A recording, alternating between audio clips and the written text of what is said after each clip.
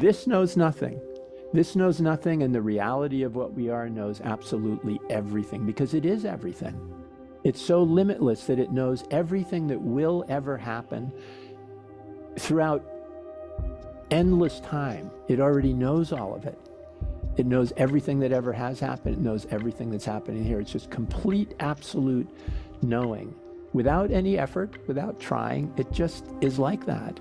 It's such a contrast to the mind, which essentially knows nothing. Certainly compared to that, it knows nothing. Welcome to the Endless Possibilities Podcast, where the journey of spiritual awakening and energy healing unfolds. Hello and welcome to the Endless Possibilities Podcast. My name is Garrett Dignam, and today I'm joined by a very special guest, Peter Cutler. Peter is a monk, mystic, author, artist, and spiritual teacher. He is a spiritual catalyst. He helps birth the awakened consciousness that lies hidden in most of us. Although it lies hidden behind the conditioned thoughts of the dream world, it is always here, ready to awaken. Peter fully awakened when he was only 22 years old.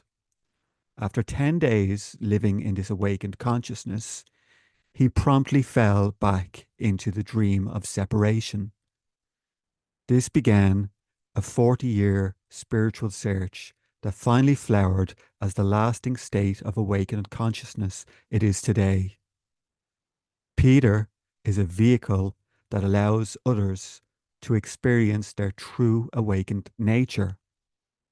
Thanks to the great freedom Peter has realized and embodies, an energetic transmission often occurs in his presence. This happens through the Living Awake groups, individual sessions, workshops, retreats, writing, video, the Zen of love, and the energetic transmission that comes through his Zen paintings. Access to most of this is available through his website, which I will link below. Peter, welcome to the show. Nice to see you. Yes. Yeah, so I came across Peter about 5 years ago on Gina Lake's Christ Consciousness transmission. He's been kind of, floating around in the Facebook. I've seen him popping up a number of times, and I reached out to Peter to invite him on as a guest, and he accepted. So thank you for being so generous with your time, Peter, and being here. So Peter, I wonder, could you start us off with a little bit of your story of what got you started in spirituality? Yeah. Well, it really, this is a story of this character that is called Peter or Chaitanya, and I don't really have a lot of identification with it or any really, but I know the story and went through the experience of that story. And I think really it happened long before what you read in the book or whatever about when I was 22. When I was very young, I don't know the exact age, but it was, probably 2 or something like that.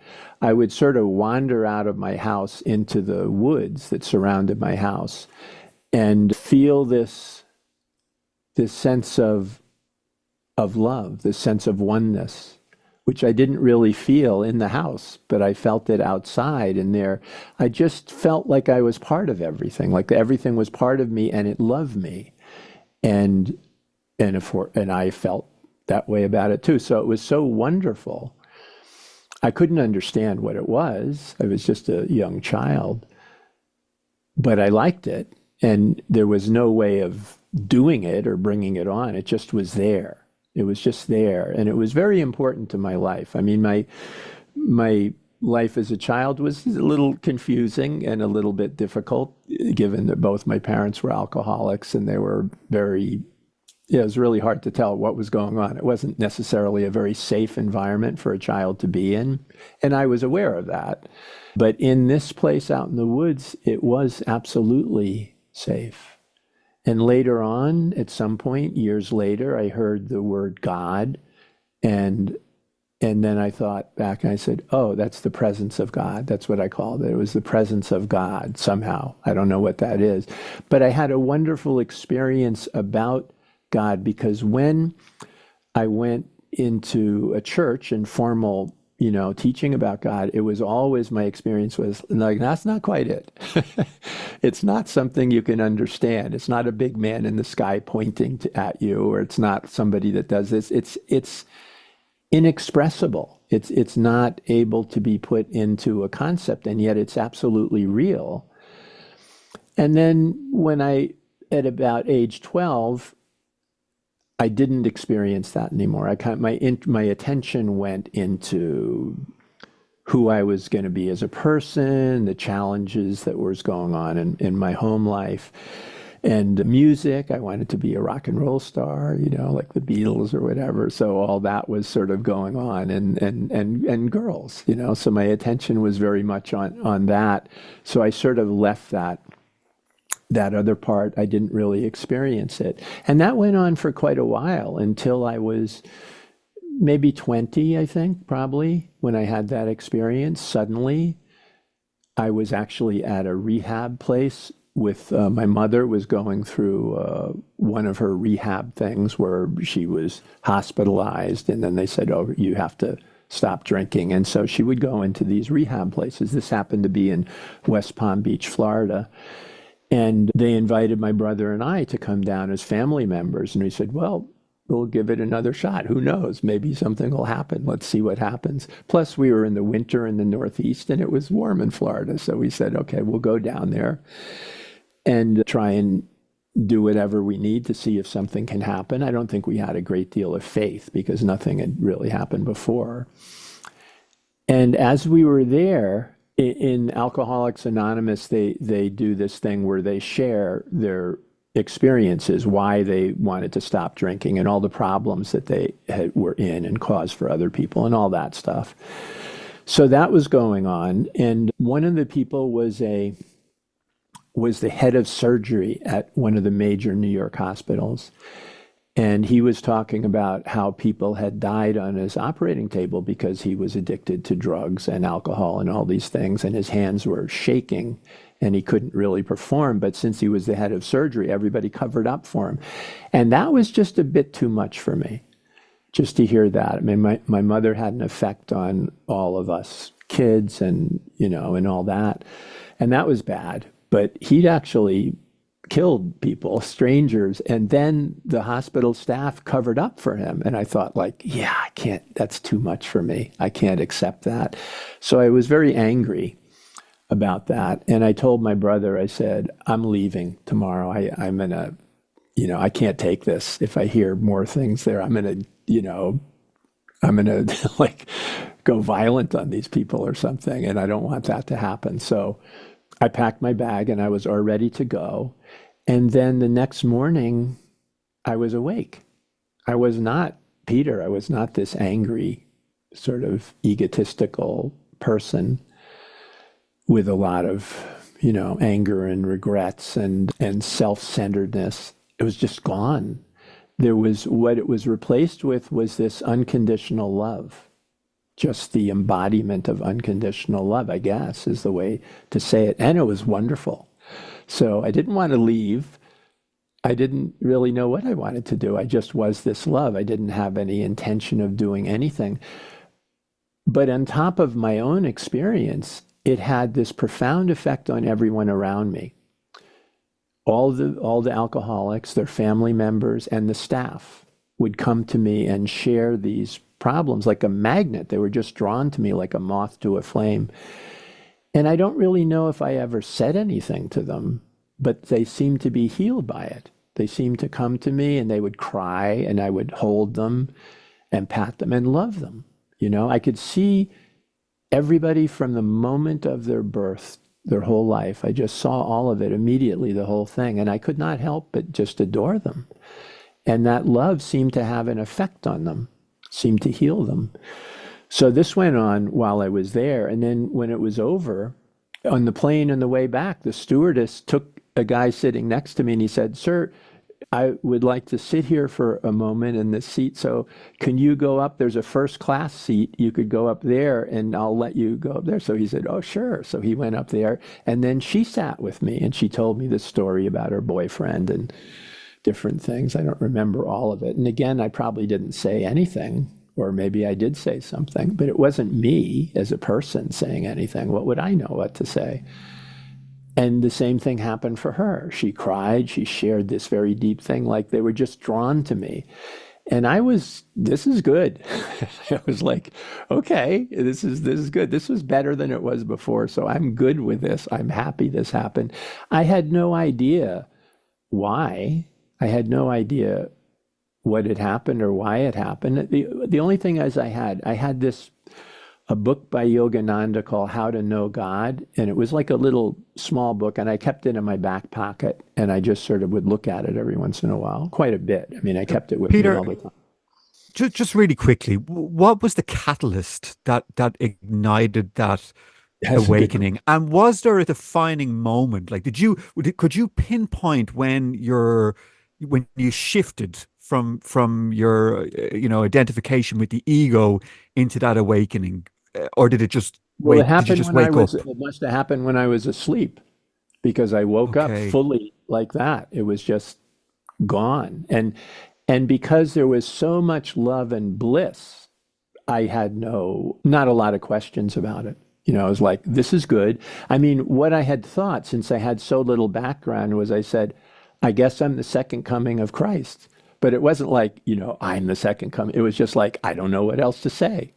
These are the things that were happening. I had no way to understand it. That was the only way that I really knew. I didn't know enough about this. I had a book on yoga and a book on Raja meditation, royal meditation, which is just focusing on a candle flame. And I had done that for a year or so. But I can't say that any of that had anything to do with it. The book, How to Know God, it didn't, I can't say that had anything to do with it. So later, many, many years later, when I felt this connection that I could go into this inner silence and ask questions of it that I'd had all my life and were answered, of course, that was one of the questions that I asked. Why did this happen? And the answer was, you were going in the wrong direction. And we wanted to show you what life could be like. We wanted to show you what life could be like. That was the answer that I got. And that satisfied me. I don't know. Is just an intelligence, right? It's just. Yeah, it's an intelligence. Yeah. And maybe, I don't know why the word we, but it's kind of everything, right? So everything is we, something like that. But it came from that. And at that point, I called that talking to God or listening to God. So I would ask a question and then I would become silent enough to listen and then I would get the answers. And always it came. It still does. I mean, anytime I ask, immediately I will have an answer that's quite profound and really exactly answers the question and does something else interesting too. It shows me how my questions are so stupid.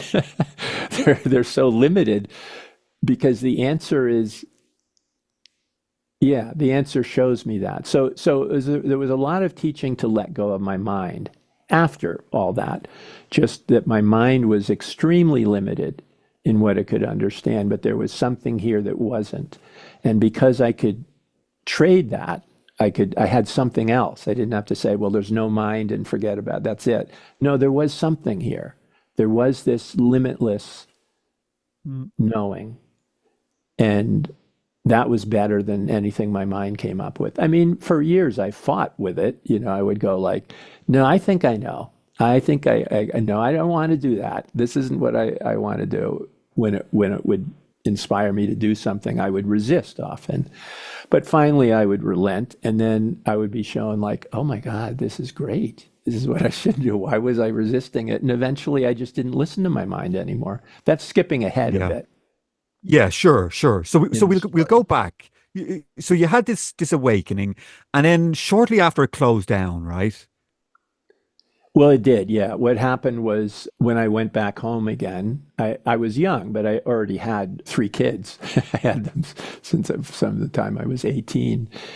And so I came into the house and I was just this embodiment of love, right? And so my kids were like, "Yeah, this is good. We like love." But my wife was just scared. She was like, "What happened to him?" It's like the invasion of the body snatchers. Suddenly, this person, he's got the same body, but he's nothing like he was. There's something totally different, and that scared her. So she didn't react in the way other people did. She was scared about this. And I think my Mm. neighbor too, I had a little dog, a puppy who would get out of the yard all the time and go into his yard and maybe poop in his yard. So he was angry about that and he was yelling at me. And I think around that time, this sense of a personal self came back again. I think maybe the neighbor, maybe my wife, maybe something was going on, and the sense of a personal self came down. The whole thing only lasted for 10 days. And and then the personal self came back and I was like, oh, I don't like this.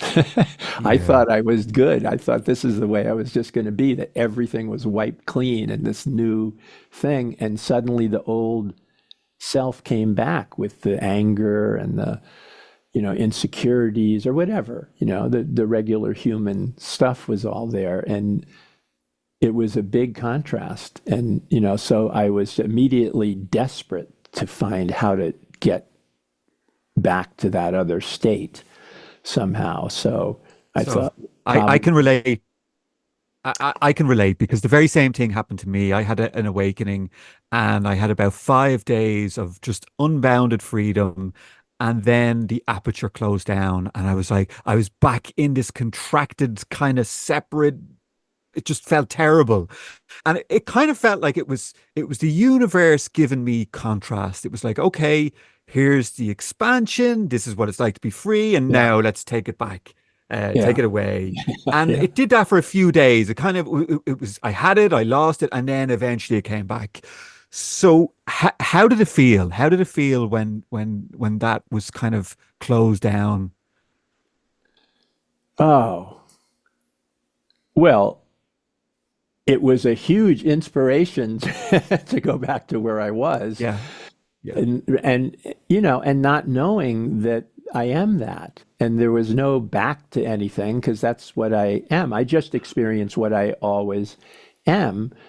And then when I lost it, that because I was used to that contraction state, that was like what I was, and the other thing was sort of a vacation or some yeah. great thing, and I wanted back to that place again, which of course doesn't help it happen at all.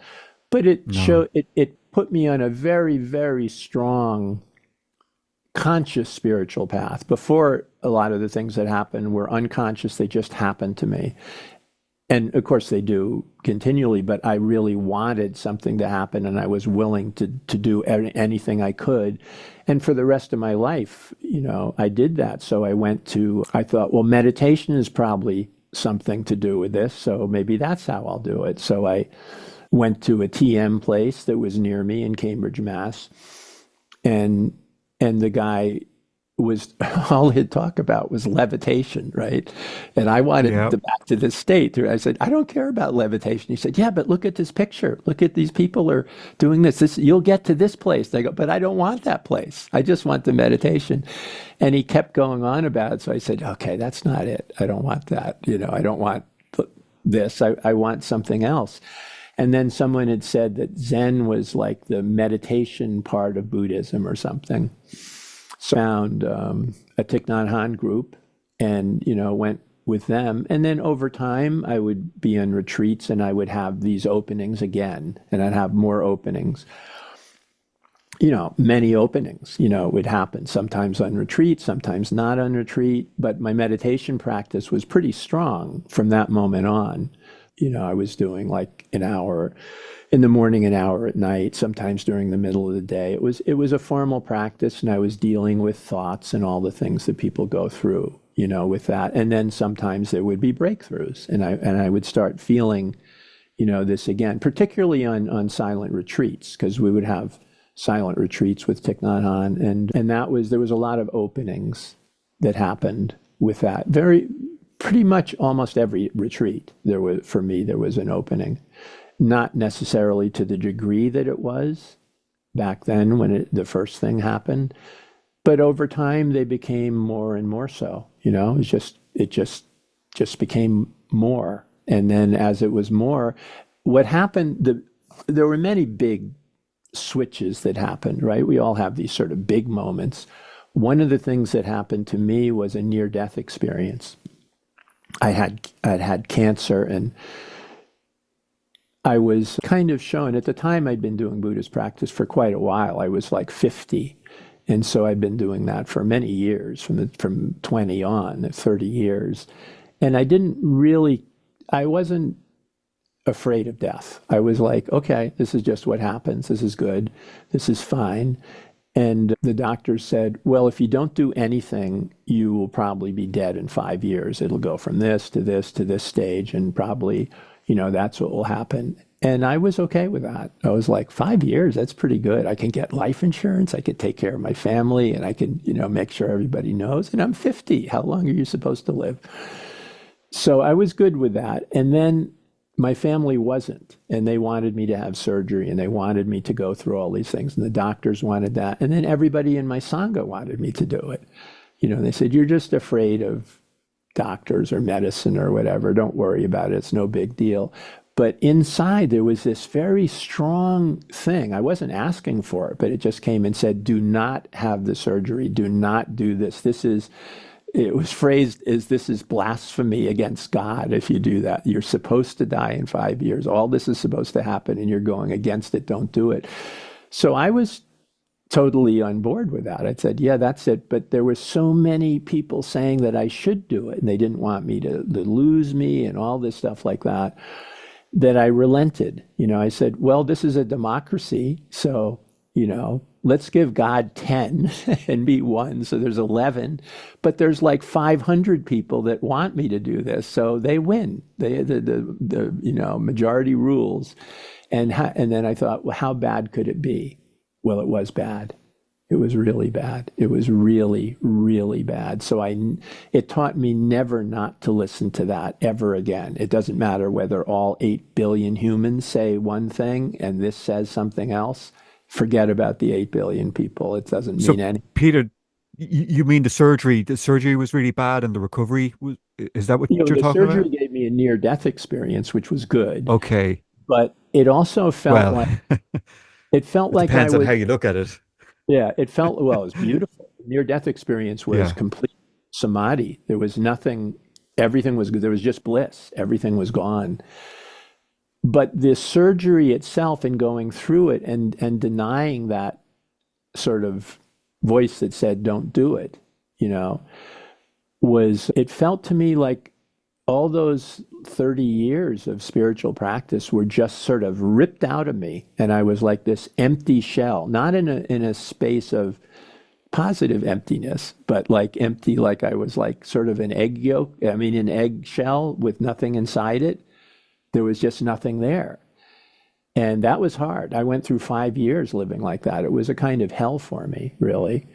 It was a very hellish experience. And then at one point, I had this, the near-death experience was amazing. I had an infection from the surgery. They screwed up doing the surgery, and some other things happened. And so this infection happened, and I had a catheter in this bag, and it was just filled with pus. It was just like completely filled with pus. And I was just getting weaker and weaker and weaker. And I was so weak that I couldn't resist. I couldn't, say, okay, you have to survive, you have to do this, or call an ambulance. I said, yeah, forget about it. This is done. And I didn't have the strength to resist it. So I just went into it. And it was just beautiful. It was just this beautiful experience, this pure bliss. There was light. That's all. Just light and bliss. That's all that I experienced. And then after that, I did go through that 5 years of the empty shell, so it didn't happen yet. But then after that, I was able in meditation always to just go into that same samadhi state, which I still always do. I mean, meditation for me after that was just samadhi, There wasn't anything else. I don't know. And there's no way to do it. It just always happened. I tried to figure out so I could tell other people and help them do it, but there isn't any way to understand it. It just happens. Yeah. Yeah. But so I went through that 5 years, and at one point in the 5 years, someone had said, what do you want? What do you want most in your life? What do you want to do most in your life? And I still had the ego. And I realized, I don't know. I really don't know. My youngest daughter was in therapy for drinking, for alcoholism. You know, I didn't drink. I stopped drinking so my kids wouldn't go through that, but she did. Yeah. And the therapist said, you know, so I was asking each of us, so what would you like to see? What do you want in your life? What do you want? And I'd said, like, well, I want Lindsay to be happy. I said, no, what do you want? And I said, well, I want Lindsay and Judith to be happy. I said, no, what about you? And I realized, I don't know. I don't even know if I wanted to be happy. I didn't have any idea. And soon after, with that question in my mind, what do I want? And someone said, you're not even fully a human if you don't know what you want. And I thought, oh, I should know what I want, but I didn't. And then I had this experience of what it was like before I was in a form, before I was in a body. That this experience, not just a memory, but an experience of what it was like when not being in form, before this form, before the egg and the sperm and the whole deal. There was this formless kind of beingness, but there was still ego with it. It wasn't the just pure being. There was still a sense of a slight sense of a self, but it was very beautiful. It was very pure. There was a lot of bliss and love and patience, and I really liked that. And I thought, like, oh, I made a big mistake. I should never have been willing to come into a body. I liked it much better before. And now what am I going to do? Wait, I'm 50. I could live to be 100. Am I going to wait for 50 years just twiddling my thumb? I compared it to being in a doctor's office reading magazines. I've got 50 years. There's not enough magazines to satisfy this. And that's all I wanted. I just wanted to be back to that.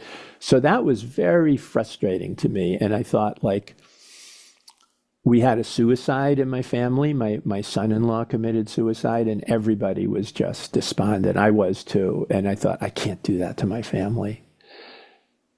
So, I was thinking, is there some way that I can hasten this without them knowing? I said, maybe I could join the army or something and then go right into the thing. Or maybe there's a fire and I can rush into the fire to help somebody. There were no fires. And then no one would believe, because I was a pacifist, that I would go into the army, so that wouldn't work.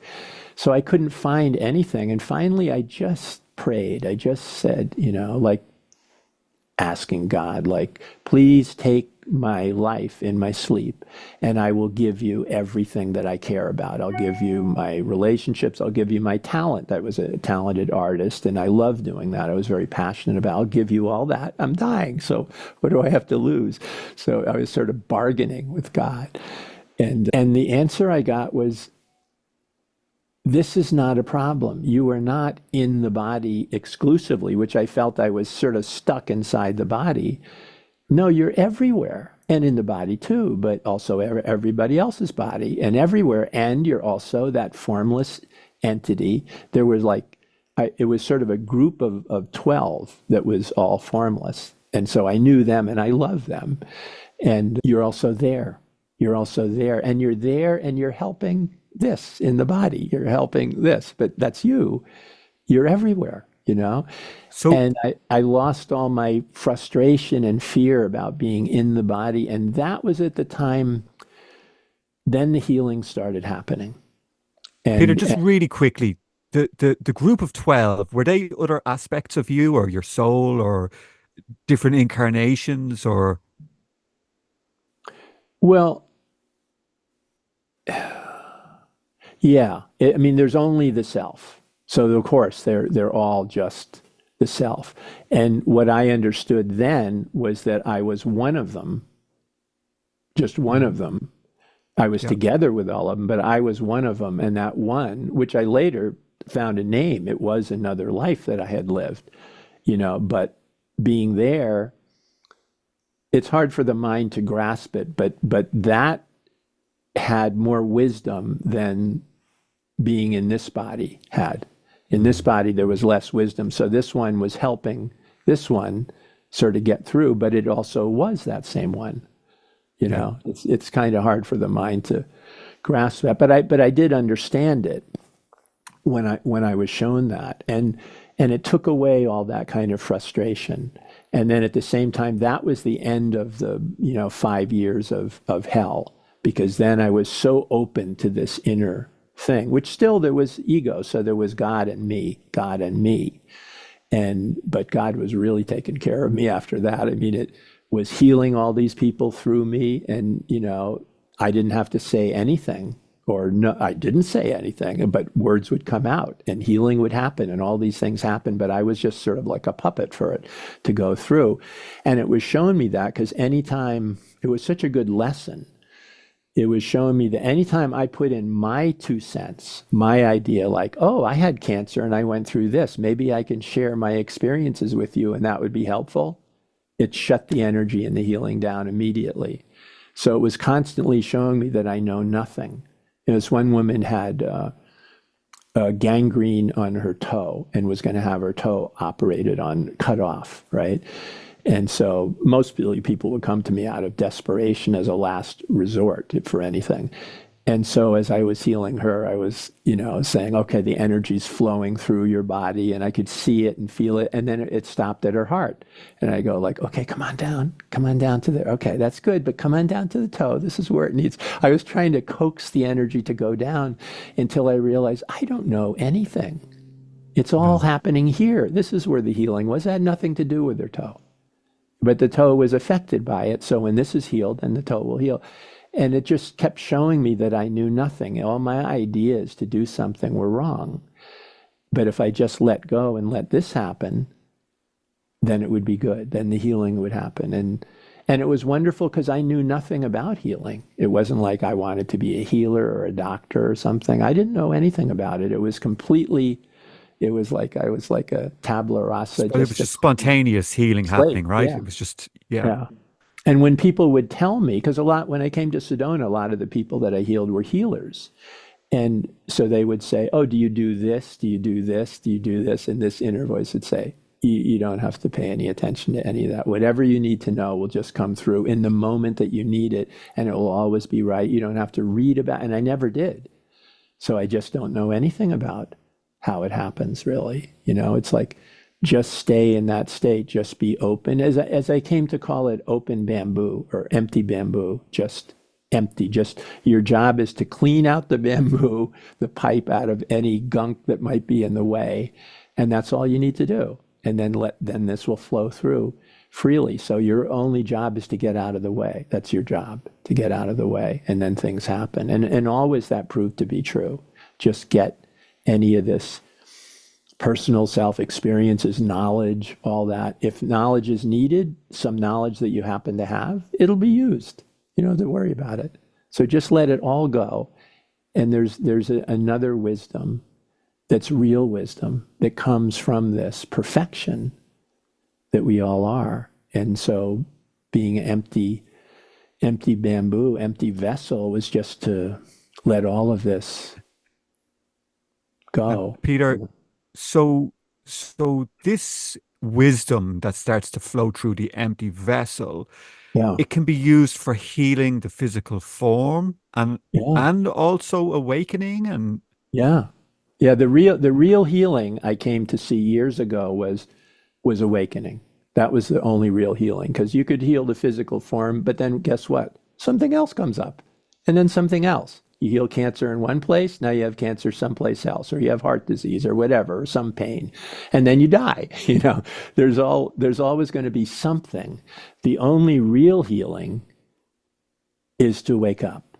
But sometimes the physical healing can really help with that because it seems so weird and miraculous and it doesn't make any logical sense why this would happen. Someone that has chronic pain for 20 years and they've done medicine and operation and nothing works. And then they sit with you for 15 minutes and it's gone. It's like, what? Why? It's like, it just sort of blows your mind and sort of says, I don't know what's going on. And that's helpful to realize And I you don't imagine know what's going on.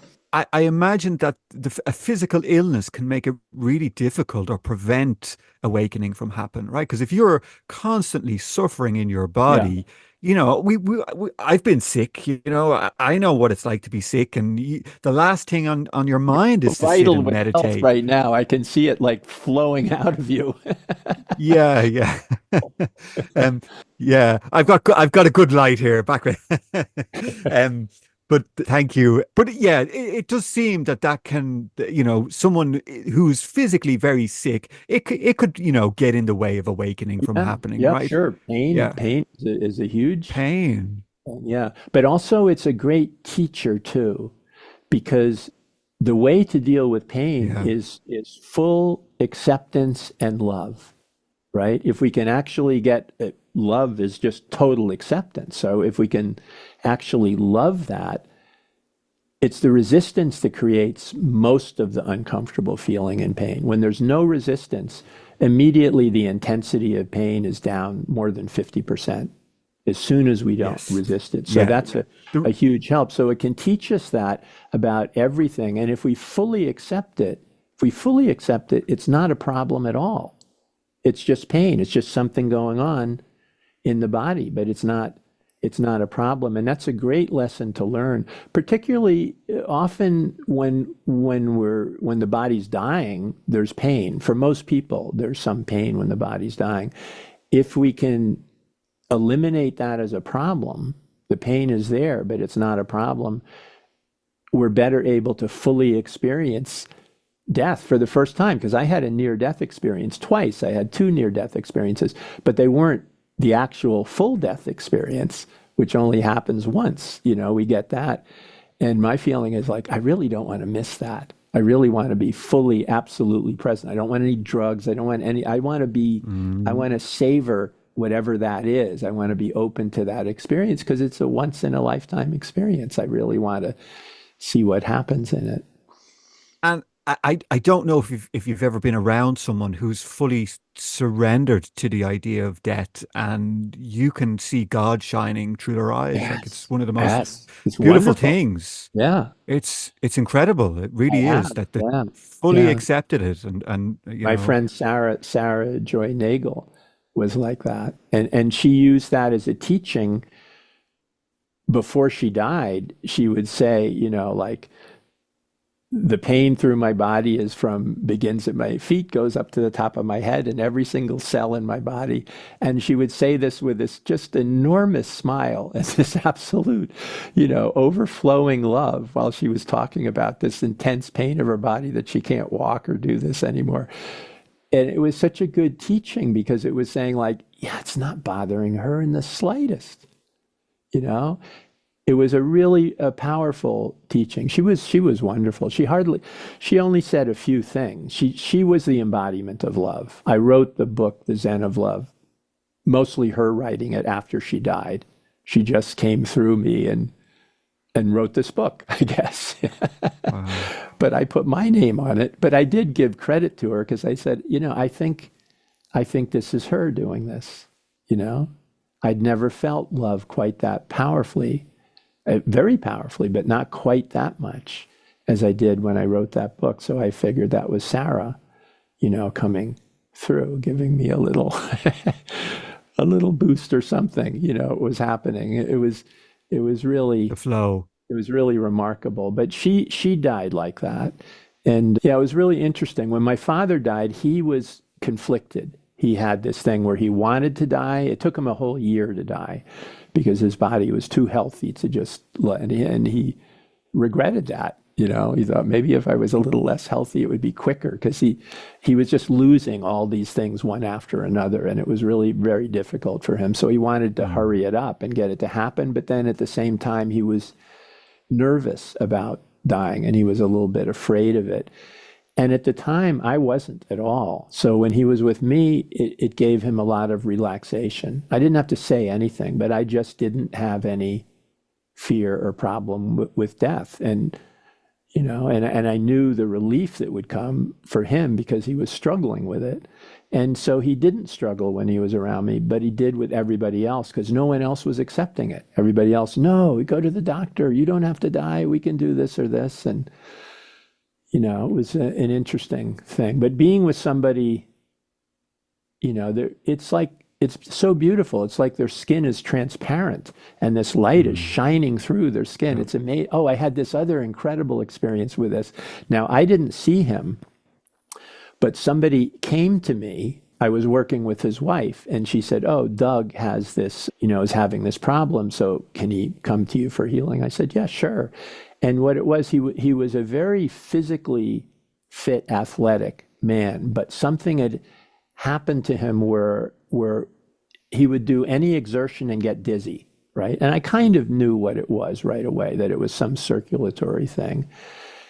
And I thought, well, okay, so can we bring it on? Because when I'm working with people, they have to experience it. It can't be like, this happened to me yesterday. Can you work with it? No, it has to be now. And so I had him do jumping jacks and running in place till he'd get dizzy, and then started working with him. And after a very short time, I had said, like, so how is it now? Meaning, what is the dizziness from 1 to 10? How is it? And he said, just bliss. And I go, well, I don't know that we need to do anything more than that. That sounds good, you know? And so he left, and he came back 3 times, and each time he just experienced bliss. So there was nothing, we weren't working with anything physically.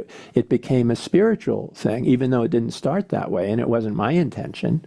It just happened. And then I heard about 6 months, maybe 8 months later, his wife contacted me and said, Doug passed on. And she was just, there was no sadness. There was just love. She was just completely, it was beautiful. They were married for a long time and had a beautiful relationship, and she just felt totally one with him. And she said, we want you to come to the ceremony of his life. That's what we do in Sedona. We have a ceremony of someone's life. And I couldn't make it on that particular date. And then she said, well, we're going to do another one. Can you come on this date? And I said, yeah, sure. Okay, I'll come. And so I'd be happy to. And so I went. And then at some point she said, where do you want to sit? And I said, well, I don't know, wherever there's a chair, I guess. It was a strange question. She said, no, so people can see you. And I thought, oh, it's that kind of a thing. I had no idea. I thought I was just one of the people that was coming to celebrate his life. And then I didn't really say very much, but I listened to all these people that had been affected by Doug because he was fully awake. And all of them, every single one of them, and there were probably like maybe 60 people there, said, I have no fear of death after being with Doug. 60 people, no fear of death. That's a huge thing just from being with them. That whole idea that he was radiant. I didn't see him, but they all told me about this. And I thought, oh my God, if I affected Doug in some way, even if it was 1/10 of a thousandth of a percent, just a little bit, all these people were affected by Doug. So then that little 1/10 is affecting all these people. And I felt like, oh my God, I'm done with my life. I'm accomplished everything that I need to do. I just felt 100% accomplished everything that I needed to do in this life then. And that was years ago. And I still feel at that moment that everything was done because I could see how these people before me were just going to ripple on to other people and their children and their children's friends and their children's families. And it would just keep expanding. And I thought, that's how it is. It's like we think we affect one person. And okay, that's good. They're healed. They're good. No, it affects millions of people. And it's not just that, but even just waking up yourself is affecting millions of people through human consciousness. You don't know who they are. You'll never meet them. But you're affecting all of them. So we have no idea of the effect and the range that we have. It was a really profound experience for me. to see that. I mean, I'm so grateful. She gave me a check for $500 for that. And I thought, why am I not giving you a check for $500? I mean, this was so much more valuable to me to have that experience, to see that for the first time. It's kind of like school teachers. If you have a favorite teacher and they're a pretty good teacher, you'll see students will come back years later, if you're in elementary school, they'll come from high school because they want to see their teacher and say what they're doing. So they can kind of see, oh, I'm affecting people, but even they don't know that they're affecting their family and their friends, and all these other people are affected by it. There's just no end to it. And that's it's just opening us up to the non-duality and the oneness. It's just opening us up, when we feel I'm a person and I've affected one person. That's small. When we say it's affecting more than I could ever know, it's just rippling on everywhere. It's like dropping a pebble in a rock and it ripples out, but the ripples never stop. They just keep growing. They just keep going endlessly. And that's how we all are. We're doing that with the smallest things. If we walk by the street, a stranger, and we smile at them, or they smile, or they get something, then they're affecting somebody. So just walking by someone in the street, we're affecting millions of people. And sorry, go ahead. It was such a profound lesson, I'll never forget this. I think it was like 10 years ago, but I'll never forget that, the moment of seeing that and listening to them, listening to all of them tell me their stories of Doug, and then, like I said, beautiful. I felt they were saying like, oh, this had to do with you, that he woke up from that because of the bliss or whatever. But I felt if it's like, 1/10,000% that I had to do with it, I'm good with that.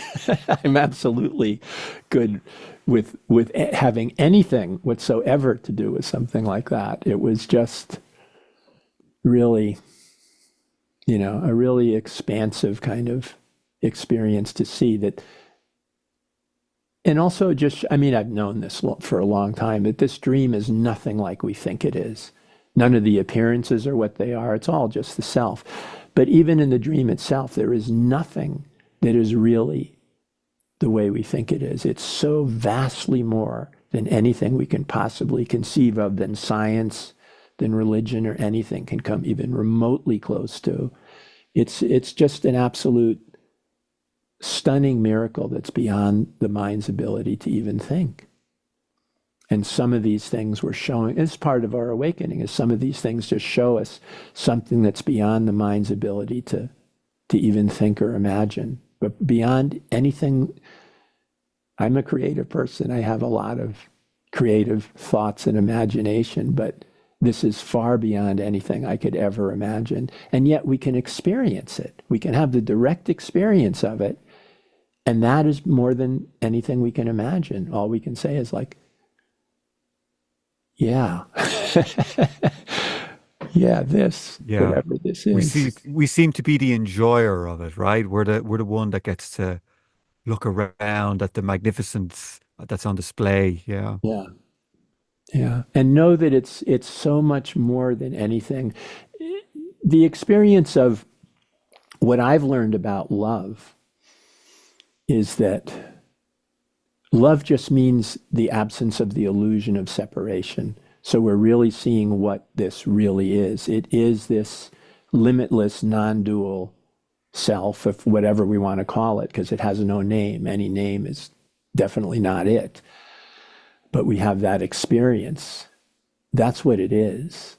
It's all that. And when we see that, there's love. And when you experience that love, then everything is loved the same way exactly, universally, absolutely. Does it matter if some person is doing horrible things in the world and making people? Not a bit. It's just absolute love, because that's the reality of what it is. There is no separation. Everything is just this, appearing for a moment as whatever it's appearing as. And it makes it so beautiful. It's more beautiful than the beautiful forms that form trees, sunsets, beautiful things that form in the world. But it's the it's what's behind it, the substratum underneath it, this non-form self that's so beautiful. It's so much more beautiful than the form is, that it gives the form that beauty. And that's what you see when somebody's dying in this awakened state, what I call a beautiful death. You see that, and their form looks just gorgeous. Why? Because you're seeing what's really there. Mm-hmm. And that happened to them because they let go of all resistance. They let go of all resistance, and they just shone. They just shine as their true nature, And that also seems to be a quality that kind of starts to animate reality when you wake up. It's like, oh, it's like I'm still looking at the same thing I always looked at, right? This is the same tree and the same field and the same mountain. But now all of a sudden it seems to have a different quality. It's like there's just something kind of, shining through that wasn't there before, or we overlooked it somehow.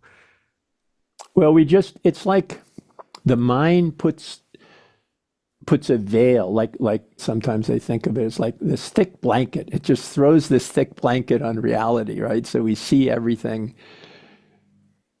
with this thick blanket, and when the blanket's pulled away, it's pulled away because the mind's no longer interfering, and there's just this. And what can we say about it? Well, light, radiance. What's seeing the radiance? Are our eyes seeing the radiance? I don't think our eyes are really seeing it. It's something else that sees it, but it clearly sees it. Yeah. But it's not, our physical senses are quite limited in that capacity. It's seeing something, and it is clearly seeing it. And yet and everybody does, right? There were 60 people there, and they all saw Doug. They all saw the reality of him, which was far beyond Doug. They saw that, and they may not be able to say what it is. None of them really could, but they were all seeing it. And that was very clear. I could see the radiance in them because of what they'd seen. I mean, of course, the radiance is in all of them anyways, but it was very apparent then. Something Doug sort of ignited, took away the blanket from them, and suddenly their own radiance was shining. And that's what they loved about him. They loved Doug because Doug was them. Doug was their true self. They were looking at their true self in that moment. And that's the most profound thing that we can experience, that to really see what we are. And we see it in people. That's the value of the teachers like Ramana and like that, is that we see our true nature, It's so just like a recognition. It's a remembering. Yeah. The illusion of separation sort of dissipates, right? And then it's just, oh, this has always been here. Yeah. I've always been this. Yeah. That's the cosmic joke that we have of awakening, is like, I've been searching for lifetimes, but it's always been here. How did I not know this? How could I possibly have missed this? That's the power of ignorance, the power of illusion. Okay. I'm going to ask a question that relates to the losing, right? So I'm in the mind now of the viewer and the listener, right? And they're saying that there was an awakening, there was a recognition, an opening of consciousness, an expansion, and then it disappeared, right? But if it was always there, where did it go to? What covered it up, right? How could it be lost if it's what we always are? How could we ever lose it in the first place? Right. Well, we can't. It's always there. It's eternal. So there's no way that it can go. But the illusion comes back. The illusion comes back. And our habits, the illusion, that's our habit. I mean, we've been trained to see the world through illusion from the moment of our birth and other lifetimes. We've been seeing the illusion constantly, and society is continuously reinforcing it. Have you seen the cartoon that shows there's an announcer and he says, like, this young man took LSD and he saw that the world is all one and there's no separation. He said, and now the weather, or something. So we're never going to see. It's funny because we're never going to see somebody in the news talk about reality. They don't know reality, you know, and even if they did, they wouldn't permit it to go in there. Everything is this reinforcement of illusion. Every conversation we have is a reinforcement of illusion. It's like, oh, what did you do today? How are you doing? You know, me, how am I doing? Oh, well, I did this and I did that. Already illusion. Already I. And how about you? Well, I'm having something. I'm having a hard time, or I'm having a good time, or I'm going here or The there. story. Yeah, The story. story. So it's just a reinforcement of illusion. Said, oh, that sounds good. Now we're reinforcing their illusion. They say, yeah, it sounds good because it's real. And say, oh, that sounds terrible. Yeah, it sounds terrible because it's real. So we're reinforcing the illusion over and over and over again throughout society. So it's pretty natural that those things would get covered up. I mean, we're lucky you went for 5 days. I went for 10 days when I was young for no reason to have this opening to what I am. And, you know, and then the illusion came back because there was so much enforcement from my wife and my neighbor, and other things were enforcing. I have a name and I'm a Peter and I have a form and I have a dog and I'm not taking care of my dog the way he wants me to. And all of that just sort of came back, and then it triggered all the stuff that was already there. The illusion that was already there, it triggered all that. So that came out like, yeah, I am Peter, and I'm mad that you're confronting me in this way, or whatever, you know. So it's natural that we have these, what I call a roller coaster, right? The roller coaster. It's natural that we have this awakening, and then we go back into our illusion again. And then we have another awakening. We go back into the illusion. It's natural. So, Peter, okay, so again, right? We this unfolding happens, right? This awakening process happens. Would you say, from the outside perspective, one who is awakened sort of they lose interest with the world? Or I don't know, because I know how I used to be, right? I had interests. I like to go kayaking. I used to like going Yeah. camping. And then all of a sudden, all of that stuff it was like, well, why am I going, why do I go to the gym, right? I don't need to go to the gym. I don't need to do any of them activities. So, I mean, from the perspective of your family, right? You had a wife, or you have a wife and your kids. All of a sudden you changed. And I guess that brings up an awful lot of fear for them, right? What's happened to Peter? Yeah, yeah, Where's the yeah. man Not that for we my kids. knew? They were just young kids. But for my wife, Yeah. yeah, she was like scared. She didn't understand what happened. I went one way and I came back in the same body, but I'm like radiant, you know, I'm glowing. And there's all this love for her and for everybody. And she wasn't used to me, you know, we were fighting a lot, and she wasn't used to this just outpouring of unconditional love. Yeah, yeah, there's changes. And in our own self, our loss of interest in so many things that we're doing is part of a process. It's all part of this natural process that happens, right? If we're, you know, if we're crazy about kayaking and we really want to do that, well, that's getting a lot of our attention. So we're not going to be so strong we're trying to settle into this reality of what we are and have our attention here, put our full attention on this emptiness, on this something that can't be described. And so if we're saying, well, I'm going to give 50% to that and 50% to kayaking, we need more. If we're really going to wake up, we need to put a So lot it's a on here. cultivation. Yeah, and then we can come back. It's like Gina and Nirmala, they have their dogs, and they have new Yeah. dogs. If the other dogs die, they'll get new dogs, and they'll put their attention on that. There's a story about a teacher who, you might have probably heard this, who he'd be doing his satsang, and then his wife would be there and it'd say, "What's for dinner? What's for dinner?" He would interrupt and go ask her, "What's for dinner?" And she said, "You need to stop doing this. You're this famous guru. All these people are coming to you, and you get up and ask me what's for dinner. Just go back about your teaching." And he said, "Someday, when I don't ask you what's for dinner, by the following day, I'll be dead.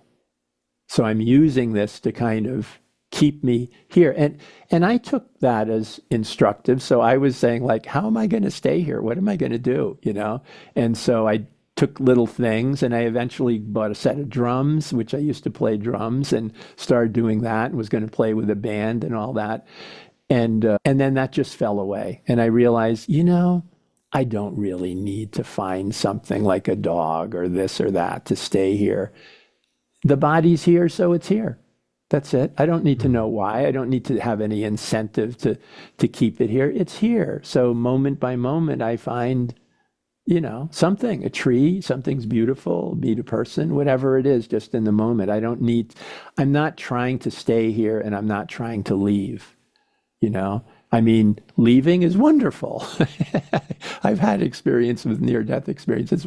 And what is nirvikalpa samadhi? It is like deep dreamless sleep. It's like leaving. You're dead essentially, but it's just pure bliss. It's wonderful.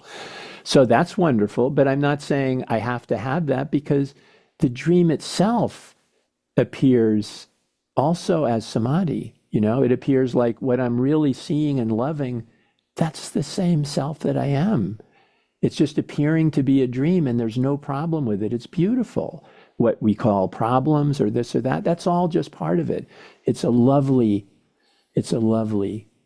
thing, So we do have this process where we shed a lot of our interest, and it puzzled me too. I mean, I was so passionate as an artist, and actually this guy he thought he was dying soon. He said, so I want to give you my brushes to you because you were a great calligrapher and Zen, painter. So I want to give this over to you, and I'd like you to teach my classes and do that for me.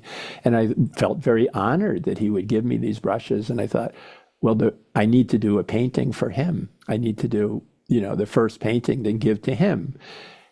And that was over a year ago. And I haven't done it because I need the inspiration, and there just isn't any, and will it come or not? I have a book I wrote, God's Dream, over a year ago. I finished it, and I haven't even put it on Amazon or done anything to sell it. I'm waiting for the inspiration to do it. It's been a year, and I think if I go too long, I'll forget I ever wrote it, and it will just be somewhere in the computer files. I go, oh, look at that. There's a book, So I don't have any choice in that. It just comes or it doesn't come. I let the empty bamboo, I let the whatever is flowing through. Right now, instead of doing that, I'm doing a lot of music. I'm writing songs or playing different songs and getting my piano skills and singing up. And I'm liking doing that. And then maybe something else will happen, who knows? I have no idea. And I'll give up all interest in doing the piano or singing, and I'll do something else. I have no idea. And you also work as a teacher, right? Helping people to remember their lovely. True nature. So yeah, and I've stuck with that pretty much as a thing. Why do I stick with that? Because I have a schedule. That's the whole reason I'm doing it. Every Monday, every Saturday, I have the thing, and this is the time when I do it, and I come, and people seem to like it. And then if people want to come for healing or individual things, then they come, and then that goes on the schedule, and then I show up, and whatever comes out of that, comes out of that. My friend Tasia is much more structured and organized. He can put together a retreat. He can put together this. I can't do any of that. I just go with the flow. I have no idea. Say, okay, it's going to be a 6-day retreat. Maybe I'll be done in 30 minutes. It's okay, we're done. I have no idea what's going to happen. It's just like, it's completely spontaneous, completely just flows through. And that's just, that's what I do. I never was very organized. Even when I taught before this, I was much more in the moment with things and experiences, what was happening with people, and things seem to work out well from that. Now it seems total. It seems like it's totally that. But I have a schedule, and the schedule is sort of my form. It says, show up for this amount of time. And so I sit there and show up, and something happens, just like I came here for you. It says, okay, I have a schedule. We're doing this, and show up. What's going to happen? I don't have a clue. Do I have any expectation or any desire for something to happen? None. No, I just show up. And my desire here was to get to meet you. That was it. It's like, he seems like an interesting guy. That was it. Yeah. That's so, enough. I mean, it also seems pretty clear that consciousness wants to use your empty vessel now as a vehicle, right? A vehicle to help others awaken, right? So it kind of I does like sort of that. anchor you here. Yeah. There's a great there's a great joy when someone wakes up in front of you. It doesn't matter whether you have anything to do with it or somebody else does, but there's this kind of feeling as you're waking up for the first time yourself, over and over again. You're waking up for the first time. Mm, You feel that, like, because you are mm. that person. So you are waking up for the very first time. No Yeah. matter if you've been awake for 20 years, you're waking up for the very first time. And it's a lovely feeling to wake up in that way. So we like that. And if people are struggling or they have, a little bit of peace from the, I don't know. It's an interesting thing why we even do it, but there's something behind it I don't really even understand. It took me a long time to understand the silent transmission because I resisted that for 20 years. It made no sense to my mind. I said, they want you to just sit there? I don't get it. I got to do something. I have to talk or something. I have to do something. And then people, when that wouldn't happen, the silence, oh, I love that. Can you do that again? And I would go, I wouldn't do it. I go like, no, it doesn't make any sense to me. And then other people would ask. Finally, this guy asked me from Portugal, he said, do you do Shaktipat? And I said, I don't know. Maybe you could call this Shaktipat. Why don't you sit with me and see what you think? So he did. And he was just very verbal about his experiences, and they were profound. They were incredible experiences. He was in other worlds. All this stuff was going on. And I was like, just, this is amazing. And it was because of something of me just not being there, of me just getting out of the way and just being purely in samadhi, that all this stuff was happening for him. So he taught me over a period of 3 years, every Friday, that I should do this. Even though my mind was completely rebelling against it, he taught me to let go of that rebellion and just see something is going on. So let it happen. You don't have to understand it. You never will. But something is happening here. And that was great. Pedro, sometimes people come into your life like an angel, right? Something you just need. They just come into your life and you totally needed them to do that. Without that, you would still be resisting and still not doing it. At least I wouldn't. But he came in and he did that. And then he said, oh, we should do it. You should do this with a group of people, with more people. And so we did that. And then that was amazing too, And then when he was done with his angel job, then I haven't seen him in years, because he did what he needed to do for me and he got whatever he needed to do. It's an amazing thing because it's all one. So these people appear. Who are these people? They're all the one, really, just as we are. Mm. It's all just, who are we talking to? We're the self talking to the self, talking to itself, but it's non-dual, so it can't even do that. It can only ever be itself. That is its all powerful thing. Its being of itself is all the understanding, all the bliss, all the love, all of it is just in its being itself. That's what limitless means. There's the being alone is how everything exists.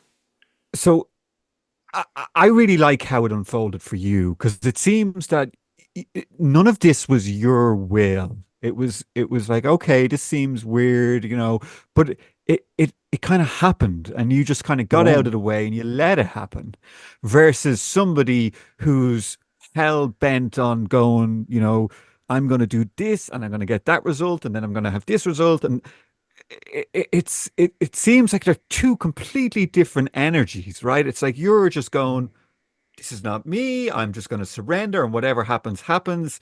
Versus the small self being Yeah. really driven about Oh, something. I tried Uh, that way too. I yeah. tried that way. I mean, what did I do after I came back into being a person again the first time? It was like I just really tried. I really tried. I just desperately wanted to be back in that. And that never left me for my whole life. It was this very strong desire to do whatever I could to come back into that. And then there was the realization that every time I did open up again, it had nothing to do with anything that I did.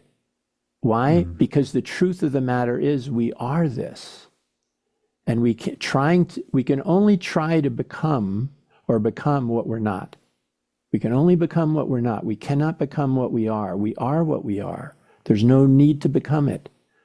And so when we try, it's like the idea in Zen, we say, it's like trying to catch a feather with a fan. So we're waving, the feather is floating, and it's just going away, right? It's We just are another it. layer We of are it. So when obscurity. everything is dropped, when there is nothing there, there's just what we are, just the being. And we've always been this. Eternally, we've been this. And that's the thing, because can we try to be? Well, you can try, but that's not going to help you. We are it. There isn't really anything to do, and there's nobody who's doing it. We just are this. So that was a teaching over many, many years, over a lifetime, to come to that realization. This is the neo-advaita, teaching of people. And Teja kind of teaches in that way too. And, I usually teach a combination of things, because for most people, that's not really the right time for them. When they're totally ripe and they're right there on the edge, yeah, that's good. You just are this, and bang, there they are. But for most people, they're still in the trying stage. They're still in that stage of trying. And I think as Adyashanti said, it was, oh God, he was meditating, I think 12 hours a day or something like that. He was really gung-ho trying. And then he just became totally exhausted from doing it. And he was so exhausted that he just gave up. And that was when he woke up, But so then the trying can be useful if it brings you to the point where you stop, where you're just so exhausted, you just stop. Like falling asleep, right? You can try to fall asleep, but you're never going to do it by trying. It's a natural thing that happens every night. It has nothing to do with us trying. We give up trying. And after trying so much, the reason you fall asleep is because you're exhausted. And you give up trying, and then you're asleep. And this is very That's beautiful pointing. So what this is we give up trying, and we're just here. But it's a very hard thing to teach, because people still want to try to give up. They want to try to surrender. They want to try. But surrendering isn't trying, and stopping isn't trying. It's stopping trying. And there isn't a way to do that. There just is that, which is why we wake up, and we really honestly have no idea how we wake up. All the stories about Eckhart Tolle or, everybody in their story of how they woke up. Just happens. Yeah, they don't really know. Honestly, nobody really knows. It just happens. Why? Because we are this. We are this. Something, somehow, the illusion somehow lets go, and most of us have breadcrumbs. We have different things that have happened in our life that sort of indicate, oh, maybe this isn't as real as I thought. Maybe this is something, they're sort of prying away the veil a little bit of what's here. I often wonder, why didn't somebody tell me when I was 20, that this was always here? Wouldn't it have made it, I wouldn't have had to go through all those years of trying if someone just said, oh, you just recognize what's always been here. Nobody said that. Why? Because the process needed to unfold as it did, with all the trying and plus it gave me some, knowledge, wisdom, a lot of time with Thich Nhat Hanh, which was definitely worthwhile. I mean, Thich Nhat Hanh is part of me and sort of became, all our individual selves are made up of all these other beings that have come through to do that. How can we separate out? Like, this is my idea and this is not someone else. Well, it's everybody's. It's not, there's no original ideas. There's just the whole forming. None of our thoughts are original. They just come out of society. They're just all part of the whole mix of things. We cannot find an individual separation, really, scientifically, in this dream world. There is nothing that's separate from anything else. But it's the feeling of that, when that separate self leaves and we feel this this oneness, this absolute love. Not for anything, but just love what I felt when I was 18 and still do now, without a subject or object, just love itself. It's so beautiful. The reality of what we are, beyond any thoughts, beyond any words. And that's part of the perfection of it too. If we could think it, it wouldn't be it. It wouldn't be real, right? So it's part of the safety that it's impossible to think it. Because being this doesn't need to know itself as something other than itself. It just has to be itself. That's the only necessity. There's no other necessity that it has. It's completely complete. It doesn't need anything. And it is itself, so it doesn't need to be, well, it does need to be itself, but there's no problem with it. It already is itself, and it always has been itself. So it's not trying to get anything, not trying to be itself.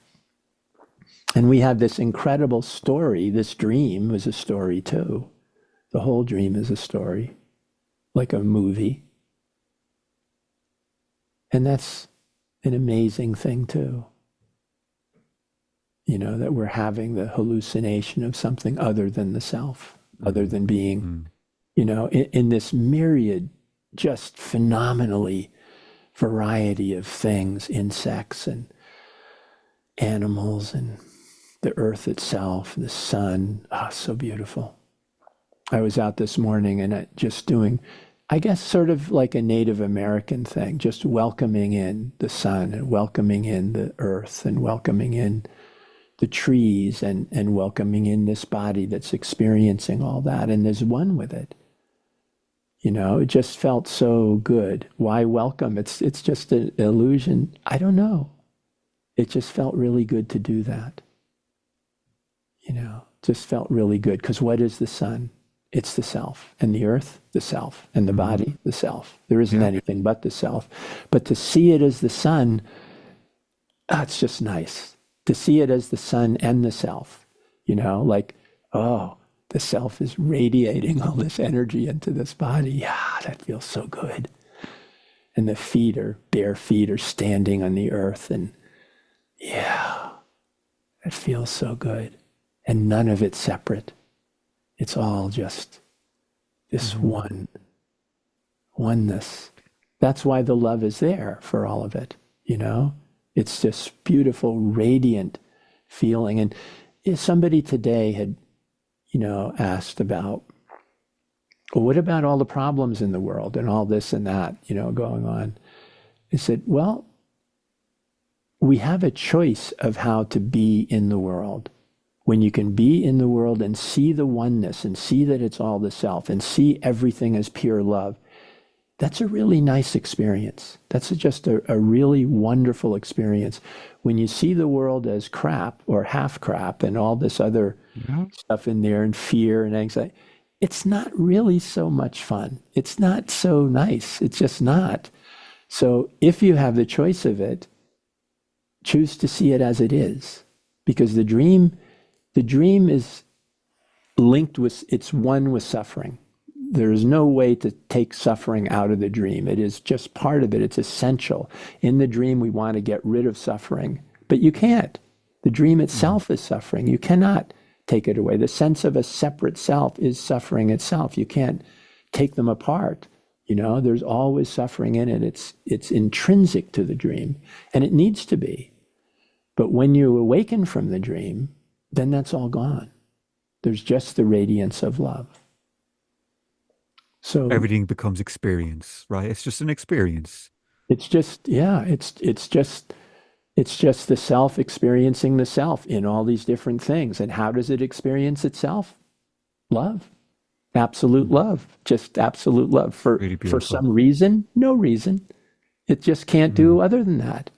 You know? Its experience of itself is love, not of something, a subject and object. It just is love because there's no separation there. And for whatever reason, That's something beautiful about the dream, because in the dream, we can experience this little limited bit of love, which feels better than anything else in the dream, because it's pointing to reality. It's pointing to the truth that there is no separation. But we say, like, well, I love this person, but not that one, and not these other ones. I hate that one, but this one I love. I'm married to her. She's great. I love her. Or this is my child, and I love my child. We have that. That's our misunderstanding of what love is, but it's still the feeling itself, which if we're honest, we can't express in words, is pointing us towards the reality that this is real. Love is just love. It's not me loving this. It's just love. That feeling is there. It's all there in us.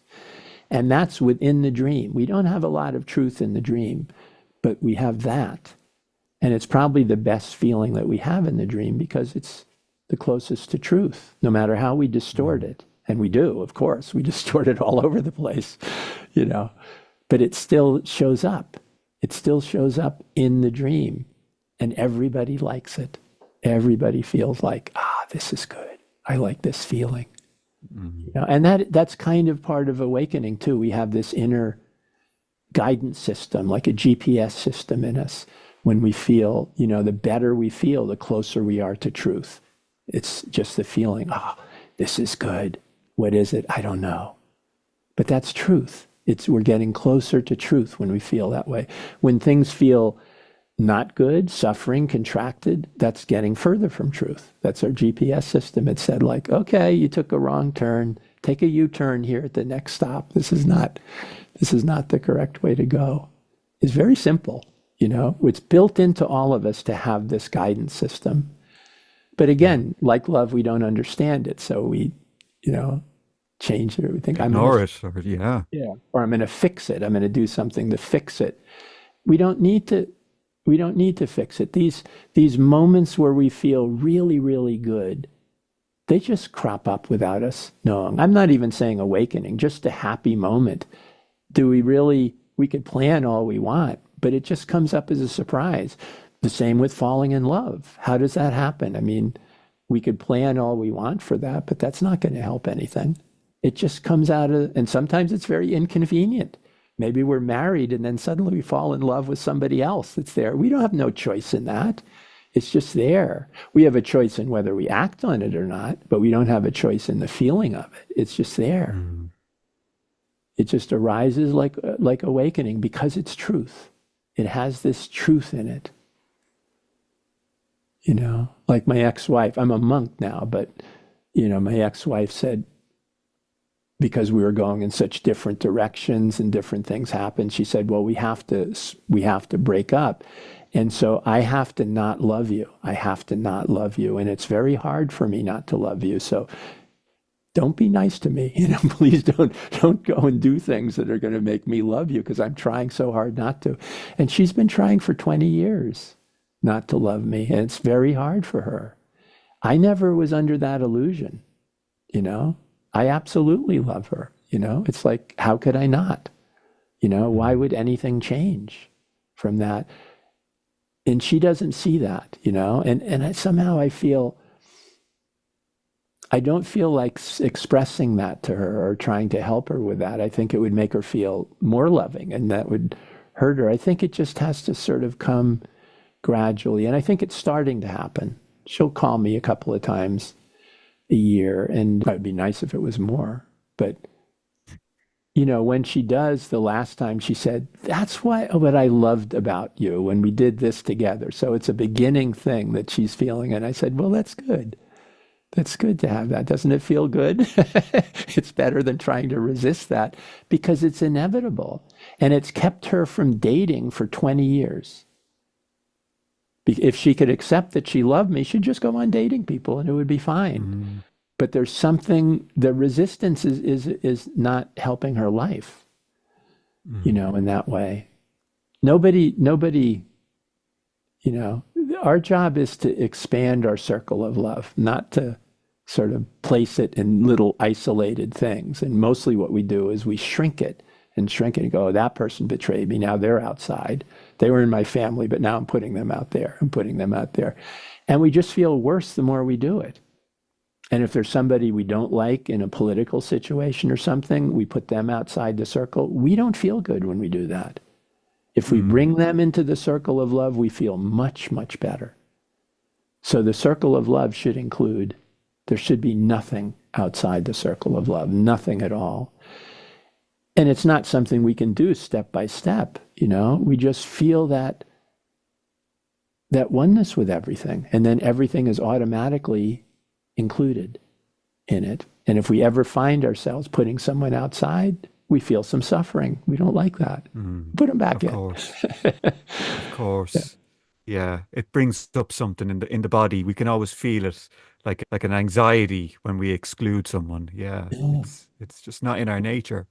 Because it's an illusion. What we're saying is that's a real person, and basically we're making them into some sort of a cardboard, two-dimensional cutout, this very limited thing. We're not seeing their whole life. Like at 18, when I would look at people, I would see their entire life from the time they were a little child up to that thing. And I knew everything that led to the alcoholism. All of that was just clearly presented to me because it was there. Why? Because I am them. That's why I was seeing it, because I am them. I've gone through their whole life. And all I could feel was just this absolute love for them, just total adoration for them. Whenever we understand anyone, we cannot help but love them. The problem is that we don't understand them. You know, we think they're this or that, this limited thing. When we understand them, we can't do that anymore. We cannot help but love them. No matter who they are, we can't. Everybody that we put outside the circle, Hitler or whatever else that we think is somebody, it's because we don't understand them. We don't really understand them. All we have are history or news reports or something. It's very, very small, you know. There's so infinitely more. Or we have somebody else's opinion of that person. Yeah, that seems to be their limited little thing, and we take on that limited little thing as ours. I did this with Donald Trump in the U.S., you know, with the political thing. I took in all that stuff from all these different things, and to a certain degree, you know, I accepted it, and I started learning it. And I said, well, I want to know what's going on to be a responsible voter and everything, and it was amazing because when the election was totally different than what everybody that I listened to thought, it just was so refreshing. It just swept all that stuff out of my mind. And I thought, like, yeah, I don't have any idea what's going on. And clearly they didn't either, because they were all totally shocked and surprised. And I thought, that's wonderful. You know, it's wonderful to show that it's all a dream. It's all a dream. Everything that people think they know, they don't know. They're just fooling themselves. Exactly. And Trump is just another character in the dream, right? He's just another part of it. Yeah. Yeah. Of course. And is he doing the part that he should do in the dream? Probably really good. he's probably nailing That's so true. That's so true. It's almost like, you know, it's like the dream needs that character to make it interesting, to stir things up in people, you know, to really, it needs stir the pot. Ball. Yeah. I mean, the country, it needs a wrecking ball. It really does. It's got atrophied into this way that isn't really useful for a lot of people, you know, and the status quo, what they say, and he's a wrecking ball to the status quo. He doesn't care. He's just going to swing that ball wherever it goes and knock down all the dominoes everywhere. But maybe that's exactly what's needed. And then we don't know. What we do know is that whatever happens is what should happen. That's all we can say. Whatever happens is what should happen. That's what should happen. Not what we think should happen or what we imagine should happen or what we believe should happen, but what happens is exactly what should happen. Why it happens that way? That we don't have a clue, really. We can suppose, well, we need some destruction here, and this builds up, and we need some suffering so we can become free, and sometimes enough suffering liberates people and all these things. But these are just more thoughts. You know, there's just more ways to exist. We don't know, and we honestly don't need to know. Much as the mind desires and craves to know, we don't really need to know. we feel a lot better when we admit we know nothing. It's so freeing. It's so And we, relaxing. we really do know nothing, right? Yeah. This knows nothing. This knows nothing, and the reality of what we are knows absolutely everything because it is everything. It's so limitless that it knows everything that will ever happen throughout endless time. It already knows all of it. It knows everything that ever has happened. It knows everything that's happening here. It's just complete, absolute knowing without any effort, without trying. It just is like that. It's such a contrast to the mind, which essentially knows nothing. Certainly compared to that, it knows nothing. How often is it wrong? I mean, science is beautiful because they really want truth. A good scientist is really looking for truth. And they're constantly saying, yeah, okay, that's not working anymore. Let's try this. And then they're, oh, now this isn't working. And that's a beautiful thing to see because a good scientist accepts that. And he doesn't say like, I want to hold on to, a lot of scientists do, but a really good, honest scientist really just wants truth. So they'll let go of everything before if that's not working and go with the new thing. And there's a lot of that in quantum physics because a lot of the stuff in quantum physics, they're having it, writing papers on it, doing all this stuff and saying, I don't know what the hell's going on. I can't explain quantum entanglement. This is, well, to being, it's very easy. That thing that's here is that thing there. It just appears to be two different things in two different places. They're the same thing. That's why they're operating exactly the same way. It's a beautiful expression in the dream showing you the reality of that. But if you don't understand that, then you're like, I don't get it. Like Einstein, it's spooky science at a distance, It's like, I can't get that. I can't go with that. But he couldn't deny it, but he couldn't accept it because he was still holding on to, and Einstein was very open. He was very, very open.